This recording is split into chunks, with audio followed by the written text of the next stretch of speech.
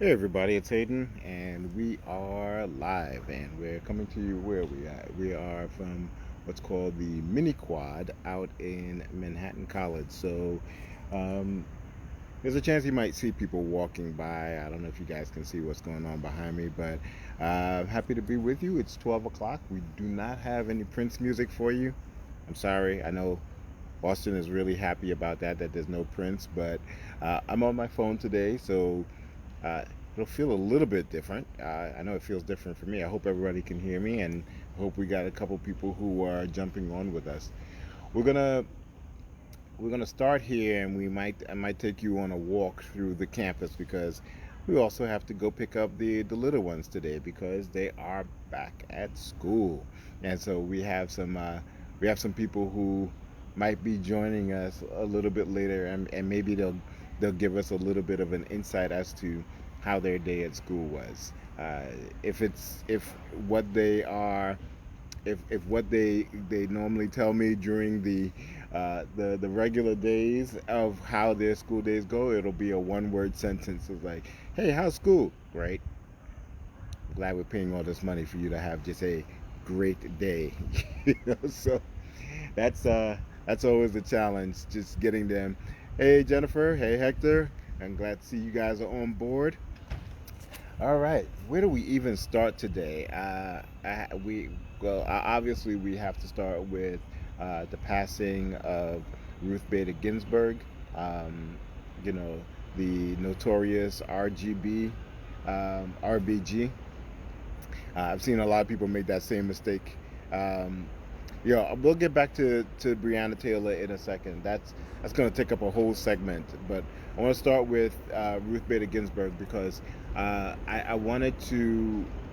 There's a lot of stuff that's going on that, and I know people have been talking about it, but like I would be remiss if I didn't talk about it as well.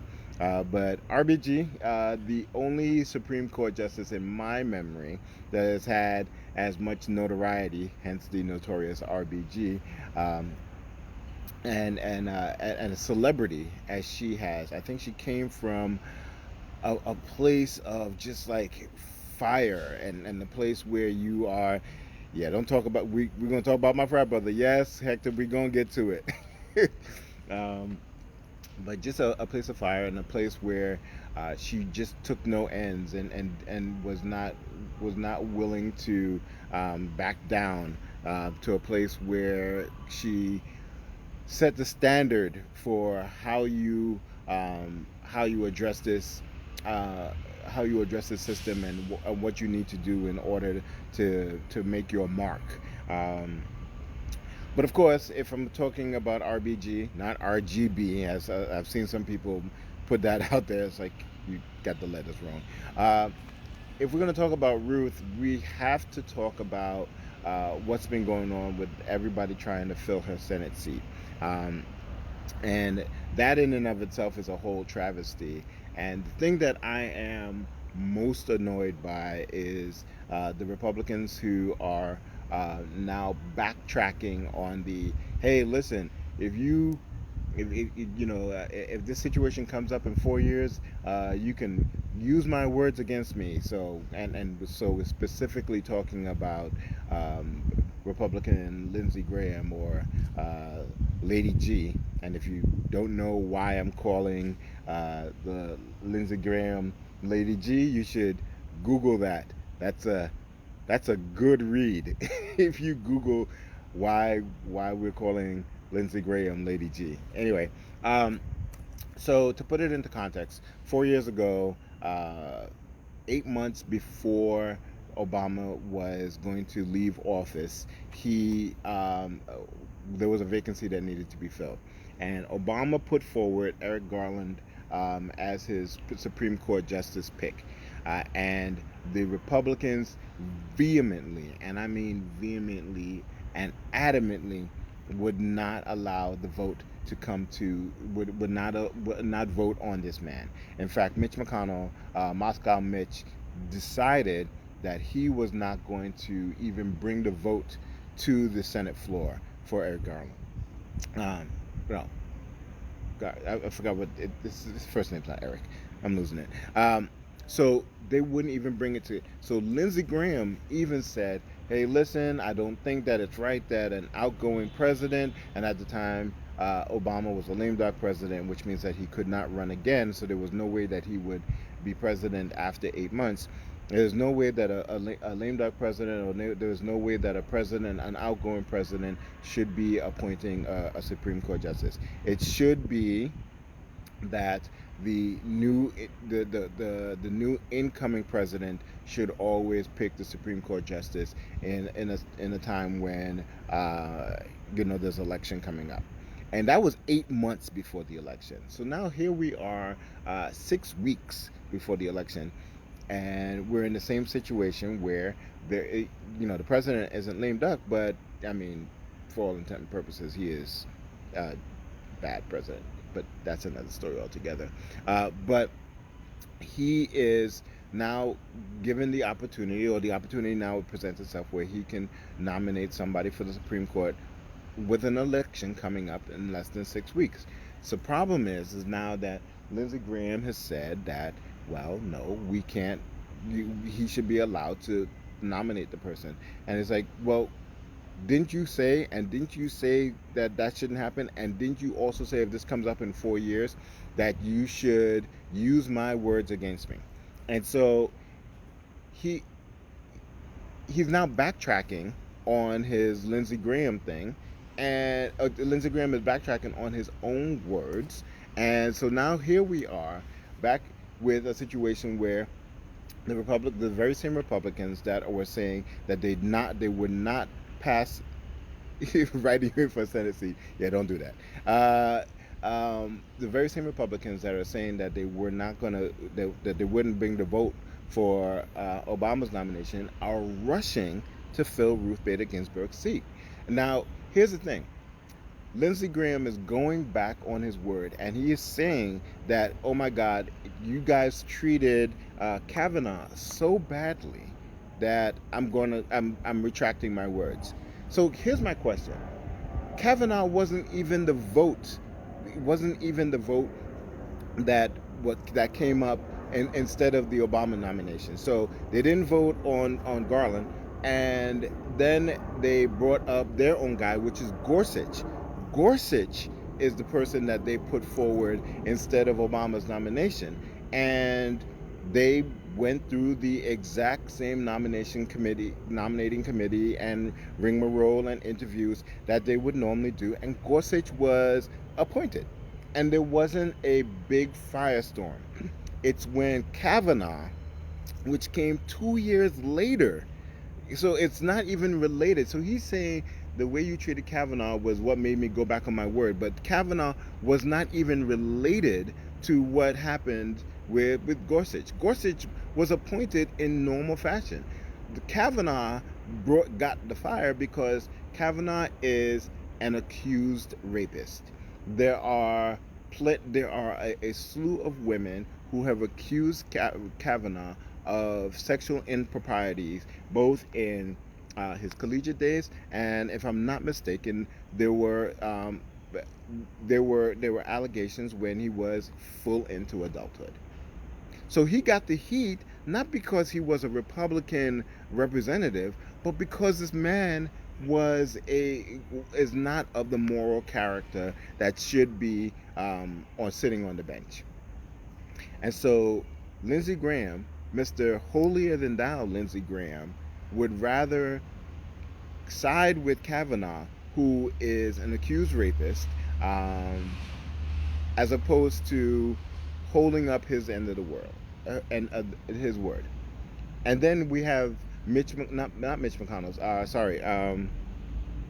Oh my God, I'm losing my names right now. But like, just people are just like, oh no, we're definitely not going to vote for that, and backtracking like days later.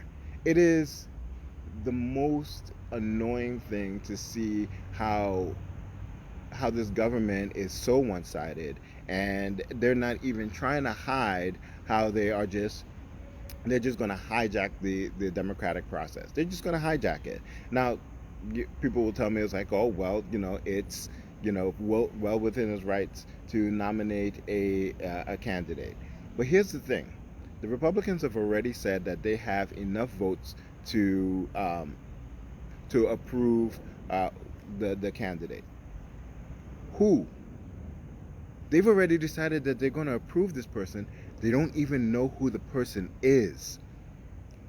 That person has not even been nominated, but they are already in lockstep with the party and not even taking the time to say, all right, well, we're going to properly vet this person. Now it is completely party politics, right? Because you're saying that we have enough people to lock in the vote. You don't even know who the person is. That's what we're doing now. And so, my daughter's reading Animal Farm right now, and I'm telling her, it's like, look around you. There are so many parallels to what happened with the pigs in Animal Farm and what's happening with the politician in today. And if you've never read Animal Farm, don't bother. Just turn on the TV. It's happening right in front of your eyes. It's an absolute travesty. And I don't know. I mean, I want to believe that we are going to get to the point where we cut out the party politics, and we are actually trying to figure out what's good for the American public as opposed to what can I do to keep myself in power. But I do not have a real great sense of confidence that that's the direction that we're heading. I feel like the direction that we're heading is that um, we are not going to be able to look beyond the party and see what's the right thing to do. Um, but it'll just be a power grab from here on in until this old guard gets taken out, and and on both sides of the party, right? So like on both sides of the aisle. I'm not saying that the Democrats are so much better than the Republicans, because at the end of the day, the people that are eh, eh, that are in the hierarchy of the Democratic Party aren't the greatest people either, right? But at the very least, it's not as transparent as the Republican Party, who's just simply saying we're going to bend and break as many rules and as many policies as we possibly can, just so that we maintain the power, just so that we get our way. And and if you want to and if you want to see a really good display of that, look at the evangelical pastors and priests, and not priests but evangelical pastors and church leaders who are in lockstep behind Donald Trump, who is I don't think that there's anybody, whether you support him or not, I don't think that there's anybody who will say that Donald Trump is one of those people who is like, he's a good, upstanding, churchy person. Like he, like I don't know if Donald Trump knows what the inside of a church looks like these days, right? And you can't prove me, and you can't tell me that that's not true.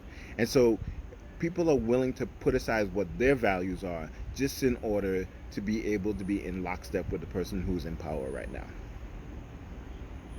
Prove me wrong. It's true. That's what's happening in this country. And until we get to the point where we are thinking about what's good for the people, and we have leaders who are able to put aside party politics to make sure that this country advances, we're going to continue to go down this morass. And it is getting to the part where I'm concerned that people are so vehement. I just watched this, what do you call, the Social Dilemma, that documentary on Netflix. You need to watch that.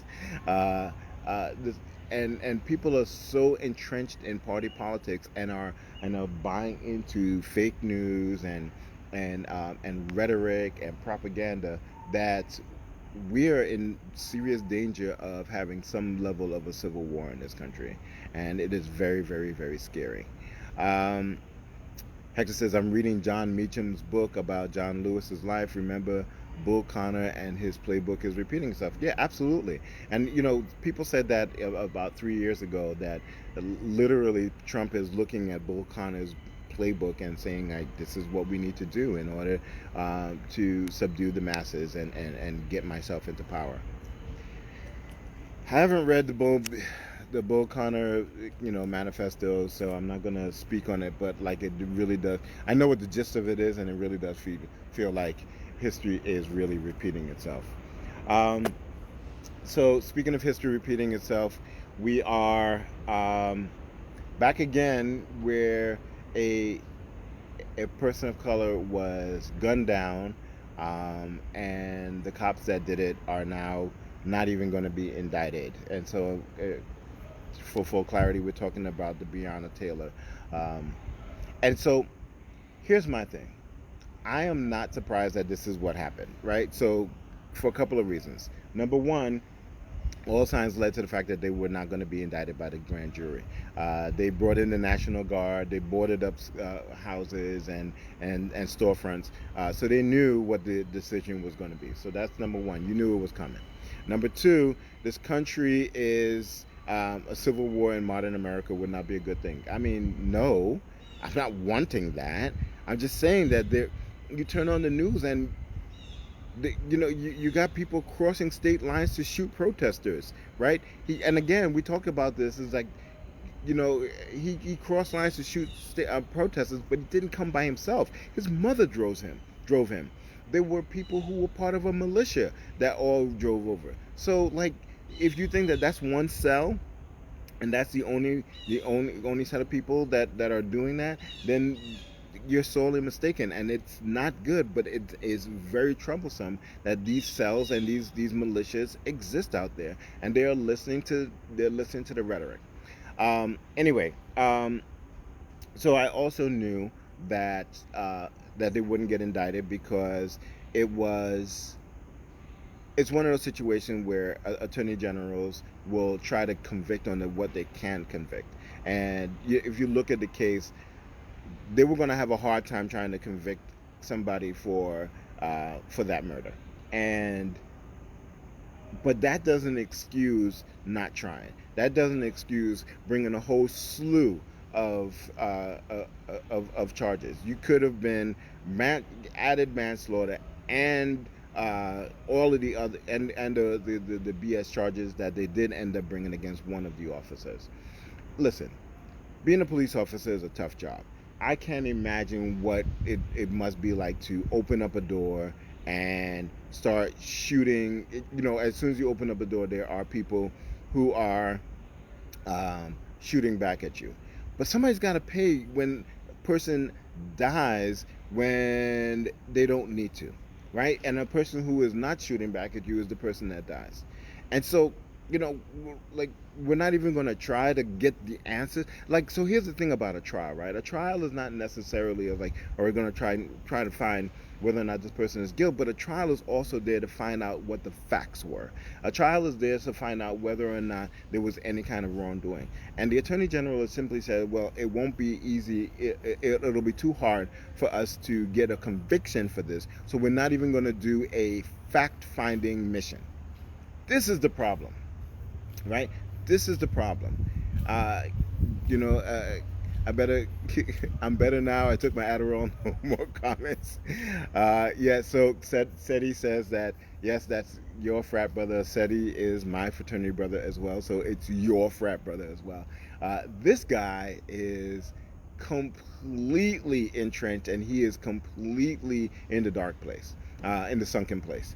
And in case you didn't know, he is buddy with Mitch McConnell, Moscow Mitch, and so much so that he is engaged to Mitch McConnell's granddaughter. So that's the other way that I knew that there was absolutely no way that he was going to be bringing any kind of charges up against these officers. And there is rhetoric that's running around, and it's like, well, yeah, Breonna Taylor wasn't innocent. She was part of a drug conspiracy, and I have not heard one thing about anything about Breonna Taylor or her actions, because she was in her bed, right? I've not heard anything about any of the things that Breonna Taylor is supposed to have done by people who want to dilute the issue. None of the things that I've heard warrant her being in a casket. None of the things that I've heard warrant her being killed. None of them. So why isn't anybody paying for that? Right? So, is that an oopsie? Why is nobody? Why is there no investigation into that? And again, I don't make any illusions that this is an easy situation to deal with, but why not ask the questions in the public where people can see what the answers are? It it's flabbergasting to me, flabbergasting, but not surprising, which is the depressing part about it. And so we can sit here and talk about, uh, where we are in this nation, and whether this is, like I said, not surprising to me, or whether it should be surprising to me. But we have got to get to the point where we are, everybody needs to be held accountable. If you're a great cop and what you did was totally explainable, then there should be no problem with going through the process of figuring out whether or not that's true. If you're a bad cop, or what you did was a mistake, or just grossly negligent, or you had malice in your heart, the process will bear that out as well. But the problem is that the process is not even being allowed to start, right? Hector's trying to make me smile. The Jets are 0-2. The Jets are the worst football team in football right now. I am a die-hard Jets fan till the day I die. I live and breathe the Jets, and it is a travesty what is happening in that organization. It is breaking my heart about what we are seeing. There is no direction from management. There is no direction in coaching.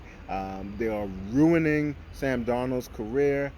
They are wasting talent in the running back core. Like, look at who we have as the talent, and there is absolutely no reason why we are not putting a competitive team on the field every single week. I'm not saying we have to win, because we don't have great talent, but we have something that other teams with equal talent are being competitive. We're not even close. Hector, I hate you for that. I really do. You're annoying. I hate you. And Hector, you're a Giants fan, right? I mean, y'all ain't much better. You ain't. I mean, at least y'all have a glimmer of the organization being run a little bit better. But y'all ain't much better. Y'all are 0-2 too. I hate all of y'all. Oh my God. Um, so I live in Brooklyn, as many of you know, and you're a Buffalo Bills fan. Oh, jeez. Good Lord. Okay, we'll dissect that later. Um, so I live in Brooklyn, and the mayor is talking about the fact that we are experiencing a spike in numbers again, which means that people got complacent with the regulations and started doing a bunch of stupid stuff.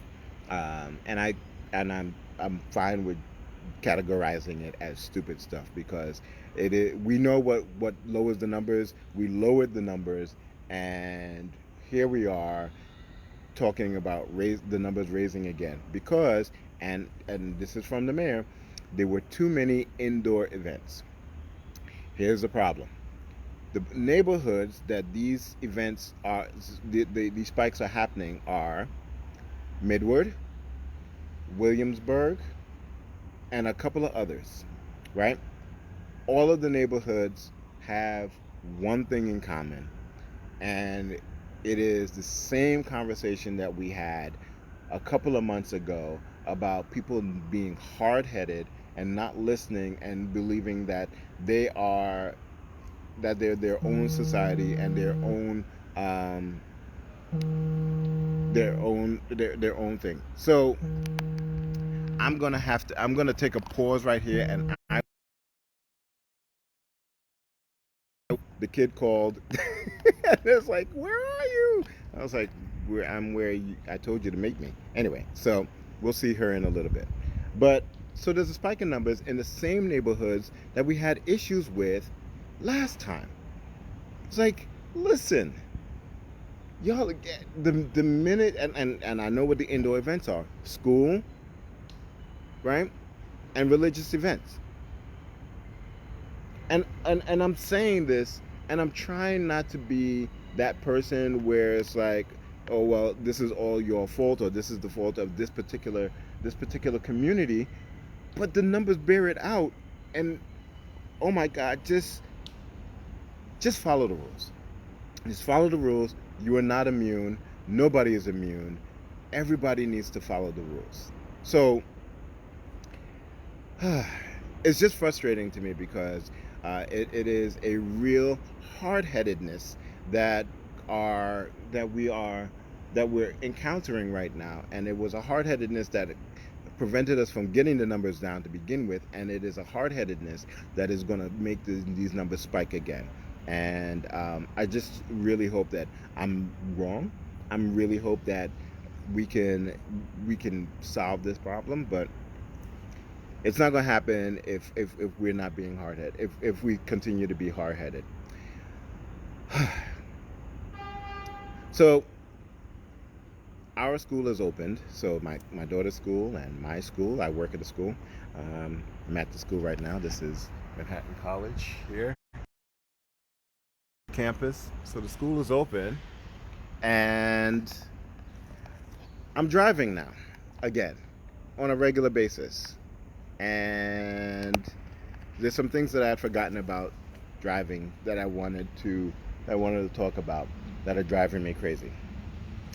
Number one, dealers, car dealers are a-holes. So I need a oil change because my car's been sitting there for 6 months now, and it's time to change the oil. Um, I called my dealer up and I said, "Hey, listen, I'm going to bring the car in for an oil change and servicing. How much is it?" They looked me in the eye and said $99. $99. So I said, "Well, what else do I get for the $99 for? Are you? What else are you doing besides changing the oil?" It was like, "No, we're just changing the oil." No, I'll go to Quick Lube. Like, y'all are a-holes. Like, do you not realize that there are other places that can change my oil for a lot less than $99? Like, what is wrong with dealers? Why do they feel like they need to upcharge everything that has to do with the car just because you bought the car from them? That's the first thing. Second of all, like I said, I'm driving again, and I'm from New York, so we don't let anybody cut in front of us. We don't let anybody. We don't. We don't. You get in where you fit in. We're not giving you an end, right? But every now and again, I get like the softer side of me bubbles up, and I let somebody either cross in front of me or somebody cut in front of me. And every single time that I am nice to somebody in New York City, I regret it. Do not make me regret letting you cut in front of me. That is rule number one. If I'm giving you an end, if I'm letting you in, you better drive properly. Or if you're crossing the street and I let you cross the street before I go, you better walk fast. Like, no, meandering across the street. You better. Samuel Jackson said, "If I let you cross in front of me, I better see some knees to chest. Like, get the get to stepping." Anyway, the other thing about coming back on the road and driving on a regular basis, I have forgotten where all the damn traffic cameras are. I got a ticket the other day. I was like, God, I forgot about that camera on that street. Like, I had them all mapped out, and if you drive in the city, you know what I'm talking about. You have them all mapped out, and you know where all of the traffic cameras are, so you know which lights not to break the yellow on, you know where not to speed, and all the rest of that stuff. And I forgotten where all they are. So I'm gonna have to update the map in my head, and they added some new ones since we weren't driving. Those sneaky bastards. So I will have to keep that in mind. And last but not least, driving in New York City, there's an old joke that says that especially driving as a black man, red, white, and blue stands for freedom, except when there are flashing lights that are behind you.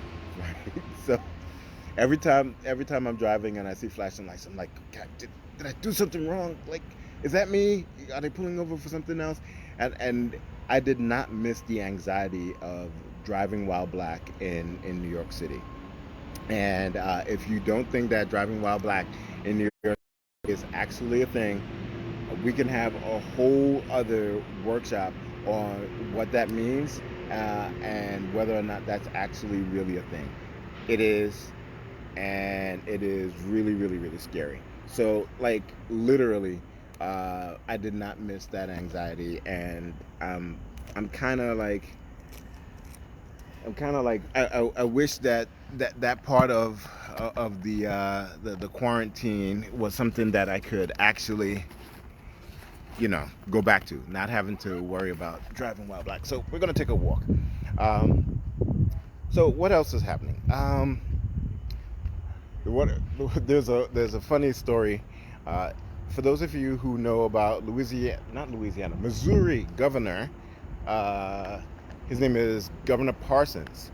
Governor Parsons is a staunch that we should not mandate mask wearing. In fact, went toe to toe with mayor of one of his major cities, um, and made sure and wanted to make sure that they also didn't mandate um, the mask wearing.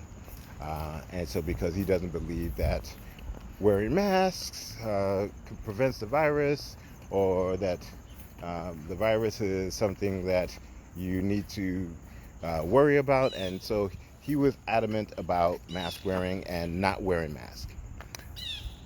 Well, he just contracted the virus. He is now COVID positive, and him and his family are now quarantined. I think him and his wife both have COVID, and these jokes just write themselves. It, that's the crazy thing. These jokes literally write themselves, and I don't know what people need to see, hear, read to know that this disease, this virus is real, and that any precautions that you take, and every precautions that you can take, are valid, and that we should be taking them, because, like, literally, you know, we lost 200,000 people. What about that number makes you think that this is a hoax? What about that number makes you think that this is being misrepresented as a serious disease? Um, I'm not even going to get into uh, the, the Woodward interview with the president, and how he said out loud that it is a serious thing, and then downplayed it. But we're going to take a pause one more time. These jokes are running themselves, and it's no longer a laughing matter. So again, this whole Woodward interview with the president, where he admits that it was a serious, very, very, very serious issue, and that you could catch it just from being in the room or breathing and stuff like that, and then goes out and tells the American public that this is nothing, that it's just a cold, is probably treasonous in my mind. The other piece about this is that um, I I really, really, really hate everybody who is coming out of the woodworks and now saying, was like, well, I knew about this, or I had an interview with him, and this is the information that I am now going to put forward in a book so that I can get paid. Woodward, you are a serious journalist. If you knew that this was a very serious disease, a very serious um, uh, uh, epidemic level disease, epidemic level virus, and the president told you this, and then you see that he's out there talking about that this is nothing and it's a hoax and it'll go away, don't you have journalistic integrity to say, it's like, nope, I've got some tapes that I need to play for everybody because the president knows something that he is not sharing.